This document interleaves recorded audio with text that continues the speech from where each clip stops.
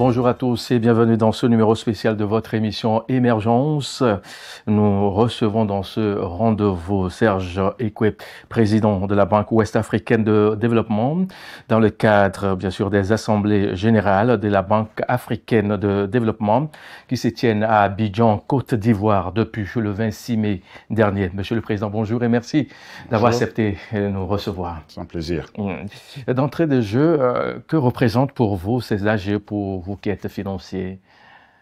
C'est la grande tradition des grandes banques et institutions internationales de réunir une fois par an.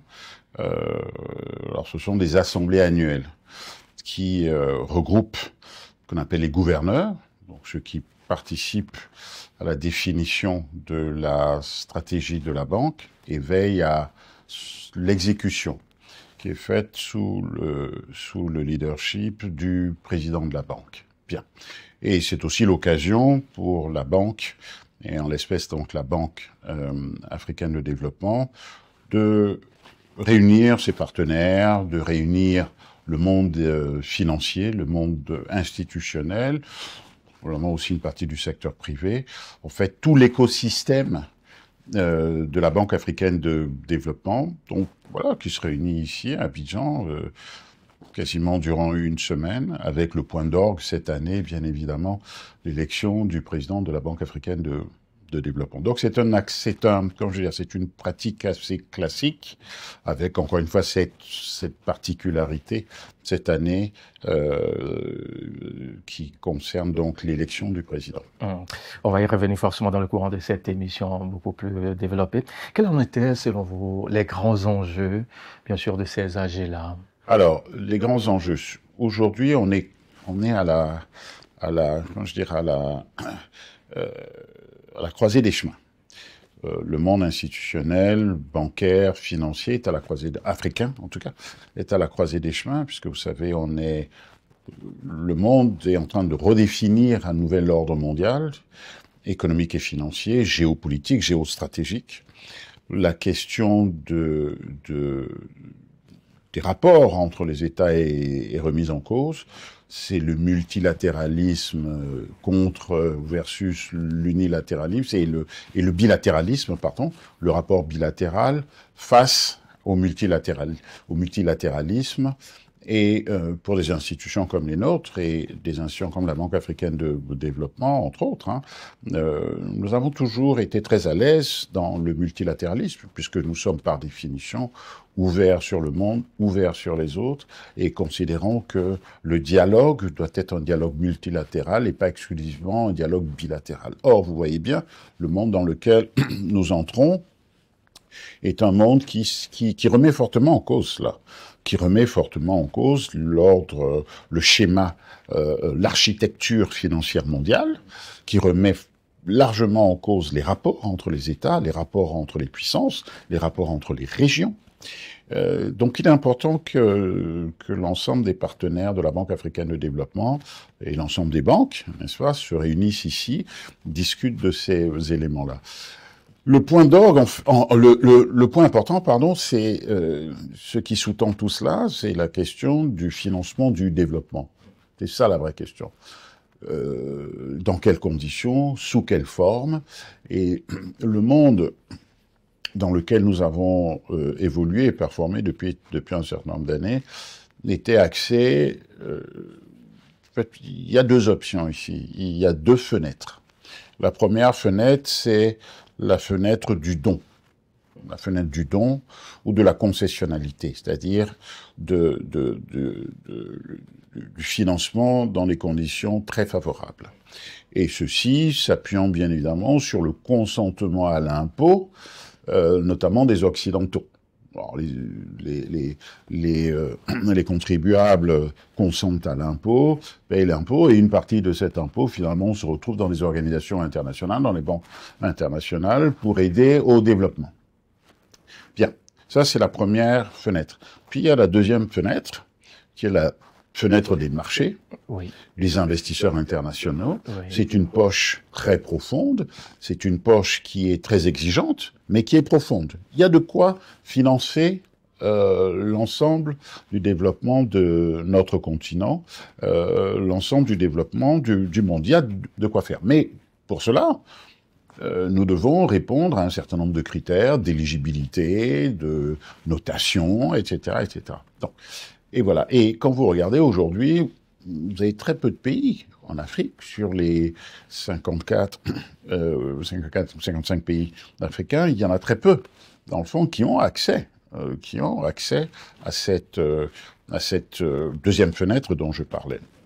Bon, et donc la majeure partie de nos États, de nos pays, sont obligés de se rabattre sur la première fenêtre. Mais c'est une fenêtre qui dépend du consentement à l'impôt des contribuables et qui dépend aussi de ce contexte où on parle de fatigue des donateurs qui se disent à un moment, bon, ben, finalement, pourquoi doit-on toujours donner? Et ça nous met, nous, en situation assez inconfortable parce que il y a tout un tas de choses que l'on sait faire et il est coutume de dire que la main qui donne est toujours au-dessus de la main qui reçoit, voyez-vous? Et donc, il y a une vraie volonté de nos pays de s'affranchir de cela, mais dans un contexte qui est extraordinairement difficile et qui renvoie à cette question de la soutenabilité de la dette. Et près d'un État africain, d'un pays africain sur deux, quasiment un sur deux, est dans une situation de stress et non pas toujours de surendettement. En tout cas, la pression, le poids de la dette est quand même un fardeau qui est lourd à porter. Mais effectivement, le service de la dette aujourd'hui pèse sur nos finances publiques. Le service de la dette nous empêche de développer nos questions d'infrastructure, de financer notre santé, de financer l'éducation de nos enfants, etc. Donc c'est des vrais choix stratégiques quand vous devez rembourser le coût de la dette. Et pour un certain nombre de pays, le coût de la dette est le premier poste au budget des États. Donc, ça peut apparaître scandaleux. Alors, c'est le fruit de l'histoire aussi, hein. Voilà. Mais donc, le corset est quand même assez serré. Le cadre est assez serré.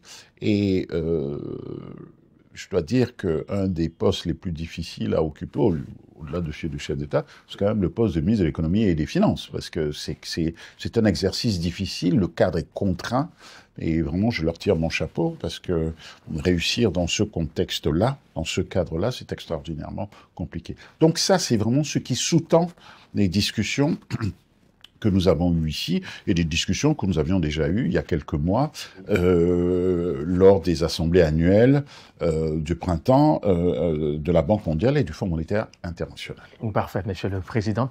Dites-nous, vous étiez là depuis le 26 mai, c'est jusqu'au 30. Vous avez participé à ces discussions, à ces assemblées-là. En quoi consistait, d'une façon beaucoup plus particulière, votre participation? Alors, la BOAD est un acteur majeur, régional, majeur, du financement, du développement dans notre zone, qui est la zone UEMOA. Nos 8 pays qui sont à la fois, je tiens à le dire, actionnaires, bien évidemment, avec la BCAO, donc qui sont actionnaires de référence de la banque, mais également qui sont clients. Nous traitons nos pays comme des clients, parce que ça nous oblige à avoir une obligation de qualité, de bienveillance, d'attention, et on souhaite être vu comme une maison de solutions. La BOAD est une maison de solutions. La BOAD doit apporter des solutions à ses clients et également doit rassurer ses actionnaires, qu'ils soient régionaux et non régionaux. Donc, comme je disais, nous avons 8 actionnaires régionaux, 8 actionnaires non régionaux. Et donc, les uns comme les autres, nous devons les rassurer sur la bonne tenue des comptes de la maison, sur l'exécution de la stratégie, sous la houlette naturelle du président, mais sous le contrôle du conseil d'administration. Donc, en tant que premier investisseur, je tiens à le dire, premier investisseur institutionnel dans notre zone, nous sommes l'acteur majeur. Il est donc normal que l'acteur majeur apporte sa voix dans ce débat que j'évoquais précédemment, dans ce débat sur l'intérêt du multilatéralisme face au bilatéralisme, la nécessité de bien nous concentrer sur nos priorités en matière d'infrastructure, en matière d'éducation, en matière d'énergie, qui est un secteur essentiel sur lequel je pense qu'on doit redoubler d'efforts, en matière de logement social. Donc nous apportons notre voix, nous apportons notre contribution, nous expliquons notre stratégie, nous échangeons avec nos partenaires, nous échangeons avec nos actionnaires, nous échangeons avec nos clients du secteur public, mais également du secteur privé, et nous nous faisons fort de porter le plus haut possible la voix de notre zone et la voix de la BOAD. Alors, en vous écoutant, on a l'impression que vous avez une relation qui est au beau-fils, Monsieur le Président. Je suis un banquier, je suis président d'une banque. Mon rôle est pas de prévoir l'avenir, mais mon rôle est d'abord d'exécuter le plan stratégique, encore une fois sous le contrôle du conseil d'administration. Mais mon rôle, c'est également de prévoir le pire. OK. De prévoir le pire. De ne pas être surpris par le pire.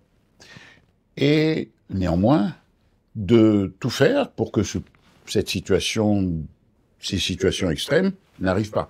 Et si d'aventure elles devaient arriver, de faire en sorte que la banque soit préparée pour absorber les chocs. Quelques exemples. La Covid-19, c'est un choc externe qui aurait pu prévoir. Personne. La banque avait pris les mesures et a su résister. Le conflit russo-ukrainien.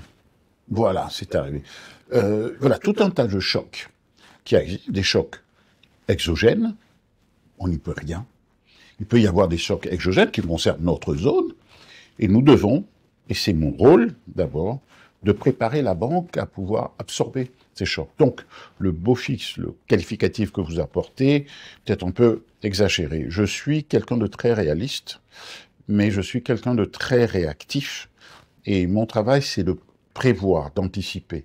La pire des situations, c'est de ne pas anticiper. Alors, je ne suis pas Cassandre, donc je ne peux pas vous dire de quoi les lendemains seront faits, si les choses se passeront mal demain, mais à tout le moins, le bilan de la banque est préparé, ce qu'on appelle la structure du capital de la banque, est préparée pour, absorber les chocs, si les chocs devaient se manifester, et puis trouver les voies et moyens, et surtout les moyens, pour que la banque puisse financer le développement de notre région, que ce soit une fois de plus au travers du secteur public ou du secteur privé.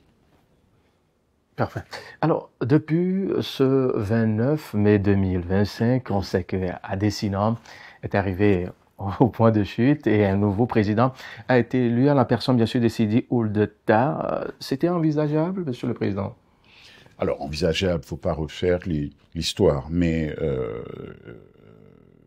Alors, je veux ici très solennellement rendre hommage au président Hakim Adesina, qui a fait un travail remarquable depuis une dizaine d'années, depuis 10 ans, à la tête de la Banque africaine de développement.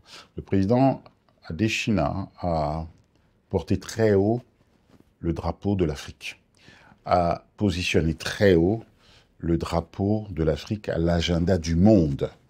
Il a le privilège et la responsabilité d'assister au G20, au G7, et il est le porte-voix de la finance africaine, de la finance du développement africaine. Donc c'est notre porte-étendard, et le président Adesina a rempli ce rôle de manière exceptionnelle.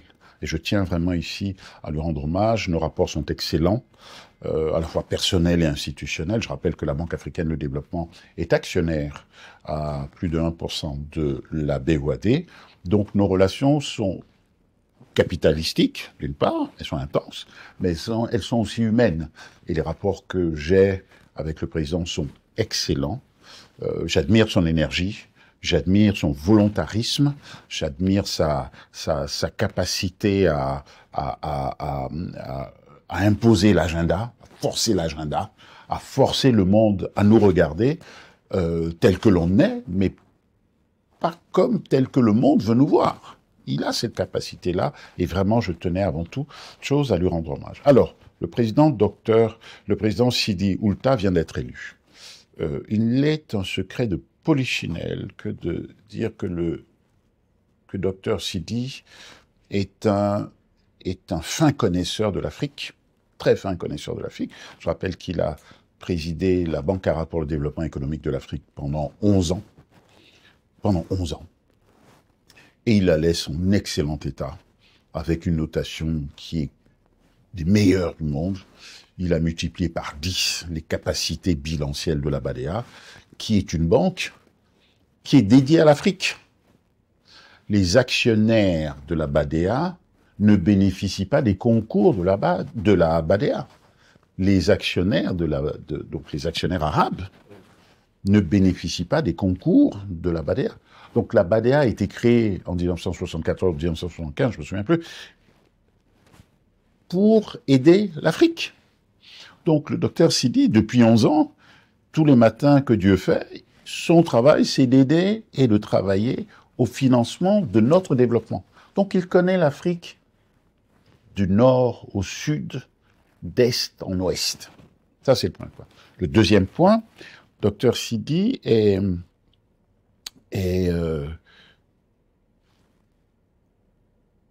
très introduit partout. C'est quelqu'un c'est une personnalité qui n'est pas clivante, qui est affable, qui a une qualité d'écoute hors du commun, et dont la collaboration, la coopération est très facile. Troisième point, je rappelle que la BADEA est actionnaire de la BOAD, actionnaire de la BOAD. Aujourd'hui à 1%, ils vont monter à 3%. 3% de 3 milliards, ce qui fait donc 90 millions de ce qu'on appelle le Tier 1, c'est le core Tier 1, c'est le dur. Hein. Donc c'est une vraie preuve d'engagement dans notre zone, c'est une vraie preuve d'engagement et d'intérêt pour notre zone, donc je suis tout à fait fier de ça. Et le dernier point, encore une fois, il est un secret de polichinelle que de rappeler que nos rapports personnels sont excellents. Donc je me réjouis, sans minimiser la qualité des autres candidats, qui ont été d'excellent niveau, tous. Le gouverneur Toli, le ministre Amadou Hott, Madame la VP Swazi, et également l'ancien haut cadre de la Banque mondiale, Samuel Mahembo, qui sont vraiment tous des cas, des personnalités de très haut niveau, mais personne ne saurait cacher, en tout cas pas moi, la qualité des relations personnelles et professionnelles que j'entretiens depuis 5 ans maintenant avec le docteur Sidi. Parfait. Monsieur le Président, alors selon vous, quels sont les chantiers prioritaires qui l'attendent? Alors, il a exposé, dans le cadre de sa campagne, il a exposé son plan, sa vision. Pas son plan, sa vision. Et sa vision, vous le savez, tient en 4 points, ce qu'il appelle les 4 points cardinaux. Et le premier, ce qu'il met toujours en avant, et nous en avons beaucoup discuté, c'est la question du financement de nos économies et la question du renforcement des capacités de la Banque africaine de développement, où effectivement ce qu'on appelle la libération du capital doit être plus forte. La Banque africaine de développement doit être vue comme la Banque des Africains. C'est très intéressant de regarder l'appréciation que nos concitoyens en Afrique de l'Ouest ont par rapport à la BOAD. Tout le monde vous parle de la BOAD, vous dit notre banque. Et j'ai ce grand privilège de pouvoir échanger très régulièrement avec les plus hautes autorités de nos États, les chefs d'État, les ministres, notamment les ministres de l'économie et des finances. Et la première question qu'ils me posent tous, c'est « Monsieur le Président, comment va notre banque ?» Donc c'est un sentiment d'appropriation très fort, très fort. C'est leur banque. Donc moi je ne suis qu'à leur service et la BOAD n'est qu'à leur service.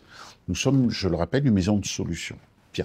Donc la question du financement, du développement de nos États, de nos pays, de notre secteur privé, doit s'appuyer naturellement sur une capacité de la banque à pouvoir le faire. Et le président Sidi Oulta dit bien, voilà, nous devons renforcer cela. Au-delà d'une augmentation de capital, comment dirais-je, du capital social, enfin du capital autorisé, et ensuite du capital souscrit, il est important que le capital libéré, c'est-à-dire immédiatement disponible, que ce capital libéré soit le plus important possible. Donc il faut financer le développement de l'Afrique. L'Afrique a besoin de capitaux qui puissent s'investir à long terme. Si nous nous concentrons exclusivement sur la dette, vous devez la rembourser. Vous avez une obligation de la rembourser. C'est d'ailleurs pour cela que l'on appelle un titre de dette une obligation. Donc on a une obligation de la rembourser. Je ne dis pas que le capital, vous n'avez pas une obligation de rembourser, mais le capital est un capital qui a vocation à être patient, qui a vocation à attendre. Le développement, c'est une question de long terme. Vous ne pouvez pas développer un pays en 4 ans, en 5 ans, même en 10 ans. Ce n'est pas possible. Donc on arrête de se mentir. Le développement, c'est une question de décennie. C'est une question de décennie, c'est une question de long terme. Et les capitaux qui doivent sous-tendre ça doivent être des capitaux patients, qui doivent attendre la dernière strate que vous devez rembourser. Si les choses venaient à mal aller, ce qu'à Dieu ne plaise, c'est le capital, c'est l'actionnaire. L'actionnaire prend tous les risques avec nous. Donc le vrai sujet du docteur Sidi, très largement partagé par la BOAD, c'est qui prend le risque ultime sur vous? Qui prend le risque de long terme? Donc ça, c'est une des premières priorités du président Ta. L'autre priorité, c'est la question de la redéfinition de l'architecture mondiale. À la lumière de ce que je vous disais précédemment sur cette question du multilatéralisme versus bilatéralisme, comment est-ce que l'on travaille ensemble? Comment est-ce qu'on travaille? Comment est-ce que nos institutions travaillent ensemble? Comment est-ce que nous travaillons avec la Banque mondiale, avec le FMI? Comment est-ce que nous améliorons tout cela? Comment est-ce que nous décaissons plus vite? Comment nous améliorons notre capacité à décaisser? Comment nous améliorons notre capacité à impacter? Si vous ne changez pas la vie des concitoyens, vous ne servez à rien. Dr Sidi est très préoccupé par cela. La question ensuite de la transformation de nos ressources, et c'est toute la question de la remontée dans les chaînes de valeur, la création de valeur, et donc la création d'emplois. Et donc derrière ça, vous voyez bien, et c'est le dernier point, tout l'appel qu'il fait au secteur privé, qui est le secteur qui doit naturellement prendre le relais de ce que le secteur public a fait. Voilà ces 4 points cardinaux que nous partageons naturellement. Alors, vous avez eu à fleurer ces points déjà, ben n'empêche, je reviens sur la collaboration que vous pensez avoir avec la Banque africaine de développement à l'ère du président Ta et votre institution bancaire. Alors, il y a des liens capitalistiques, tels que j'ai déjà expliqués et explicités, mais au-delà de ça, nous devons être... Alors, il y a 2 points qui sont essentiels. Le premier, c'est que la Banque africaine couvre tout le continent. Nous sommes une banque régionale, avec l'obligation qui est pour nous d'avoir une connaissance intime de la conjoncture, de l'actualité, de l'économie de nos pays. Donc, la BOAD, plus que jamais, doit être le bras armé, le bras régional de la grande sœur qui est la Banque africaine. Ça, c'est le premier point. Le deuxième point, sur la question de la redéfinition de l'architecture mondiale et singulièrement de l'architecture financière africaine. BOAD, BIDC, BADEA, Afreximbank, la BAD naturellement, DBSC, la Banque de développement d'Afrique du Sud, Trade and Development Bank, basée entre Nairobi et Bujumbura. L'écosystème des banques africaines, il est là. C'est nous. C'est sur ces 6, 7, 8 banques peut-être que plus que jamais va s'appuyer le développement du financement, le financement du développement de notre continent. Le président Adesina via son vice-président Salomon Connor, avait lancé cette initiative. Une coalition des banques africaines qui allait travailler de telle sorte qu'elles soient capables de mutualiser, d'additionner nos bilans respectifs, et ainsi nous deviendrons une entité, un groupe puissant. C'est la chasse en meute. 2, de pouvoir partager, échanger le pipeline. Qu'est-ce que nous avons dans les tuyaux? Ah, moi je suis intéressé actuellement, j'ai tel projet dans l'énergie, dans l'agriculture. Qui peut croire que nos pays, tels qu'ils sont balkanisés, qui peut croire que chaque pays va régler chacun sa question de l'énergie, va régler chacun sa question du logement social, va chacun régler sa question des routes, de la mobilité? Non. Regardez le corridor Lagos-Abidjan, c'est transversal, c'est l'expression même d'une intégration régionale, d'une intégration africaine. Et ça ne peut être vu qu'au niveau de notre continent et partagé par les 6, 7, 8 banques, sous l'égide naturellement de la banque qui est la plus puissante en Afrique, la Banque africaine de développement. Nous allons échanger des risques aussi, nous allons pouvoir, puisque les risques que nous portons, moi dans mon bilan, je ne peux porter que les risques de mes 8 pays. Et il y a des techniques qui peuvent nous permettre d'échanger des risques, de sortir des risques, de protéger certains risques en utilisant d'autres risques. C'est parfois un peu technique, mais il y a des possibilités de mutualiser des risques. Il y a des possibilités de faire en sorte que nous ayons une vision plus continentale du financement de notre développement. Voilà les quelques enjeux que nous avons sur la table avec le nouveau président de la Banque africaine. Mais je rappelle une fois de plus que ces enjeux avaient été parfaitement identifiés par le président Adesina et nous avons déjà commencé à travailler dans cette perspective. Nous allons continuer bien évidemment sous une autre dynamique et sous un nouveau leadership. Parfait. Monsieur le Président, merci pour ces explications et détails. Nous allons nous intéresser cette fois-ci, bien sûr, à la BOAD, la Banque Ouest-Africaine de Développement, d'une façon beaucoup plus précise et concise. 6 mois devant nous pour terminer l'année 2025. Quelles sont donc les bonnes nouvelles qui attendent les 8 pays qui partagent votre espace? Déjà, la banque se porte bien. Vous le savez, les agences de notation, nous ont donné. Donc, on est une banque dont on appelle investment grade.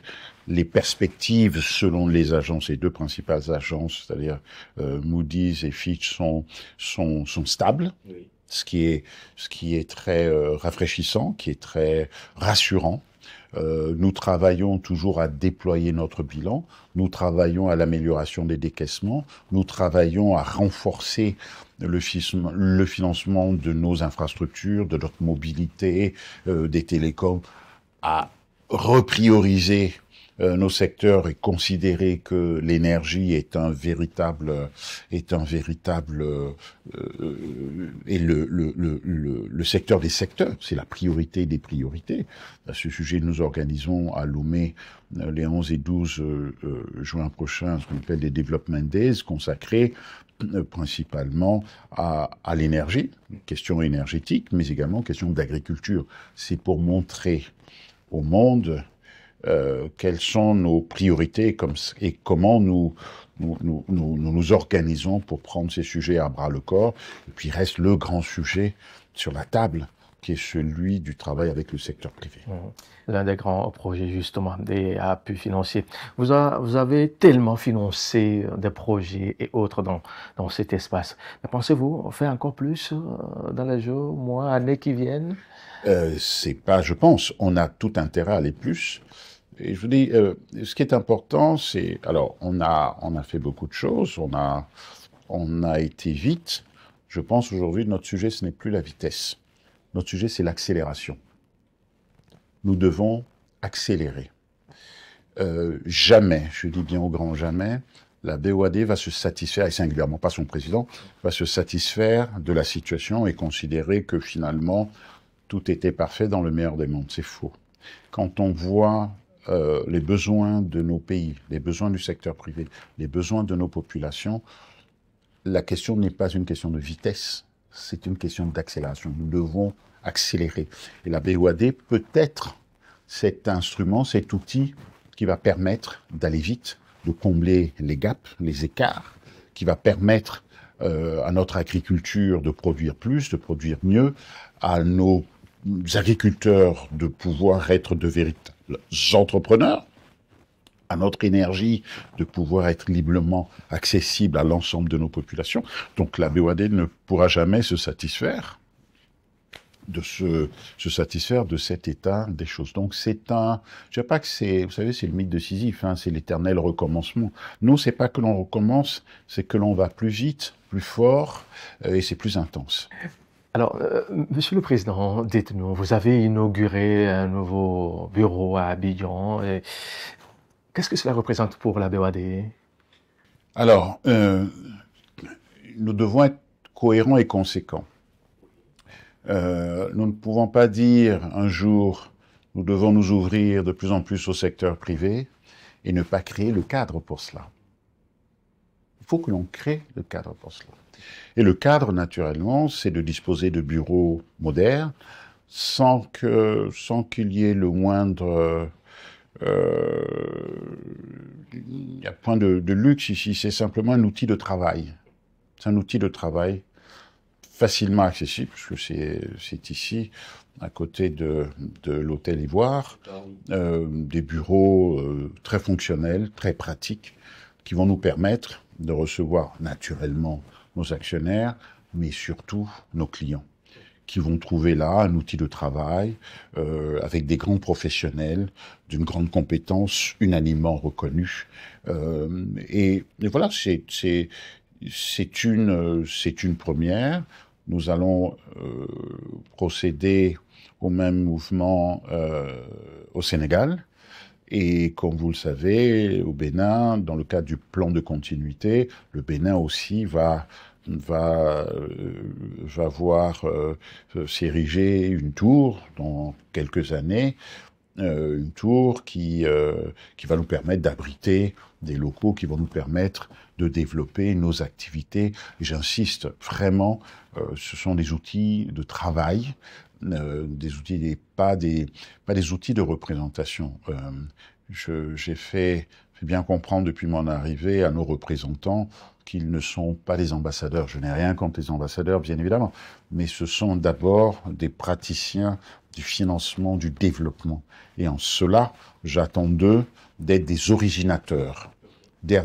des originateurs, à l'écoute de nos pays, à l'écoute de nos clients, et d'être ce que l'on doit être, c'est-à-dire ce qui est dans notre ADN, c'est-à-dire une maison de solutions, trouver des solutions au financement de nos projets de développement.